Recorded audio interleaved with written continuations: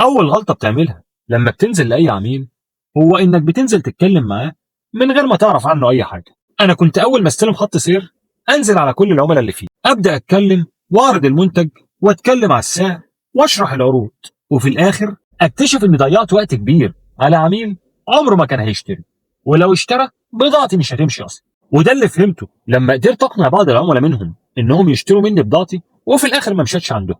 وساعتها مديري قال لي عشان ما تقعش في الغلطه دي، قبل ما تنزل عند اي عميل لازم تعرف عنه 3 حاجات بس. اول حاجه العميل ده بيبيع ايه ومين اللي بيشتري منه. تاني حاجه هو عنده منتجات مين من المنافسين. وتالت حاجه هو سبق للعميل ده واشترى منتجنا قبل كده، ولو اشترى اخر مره كانت امتى، وايه السبب اللي خلاه يبطل تعامل معانا. ال3 معلومات دول هم اللي بيحددوا من اول دقيقه هل العميل ده يستحق وقتي ولا اروح للي بعده. ومن يومها بقيت ادخل للعميل وانا فاهم عنه كل حاجه، مش داخل اخمن.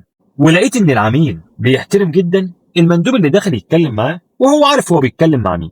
الخلاصه اول خطوه في اي زياره ناجحه مش الكلام، اول خطوه هي المعلومه، والمعلومه بتوفر عليك وقت وبتجيب لك بيع اكتر. قول لي بقى، انت قبل ما تنزل عند اي عميل بتعرف عنه معلومات الاول وتحضر للزياره، ولا بتنزل وترتب كلامك بعد ما توصل؟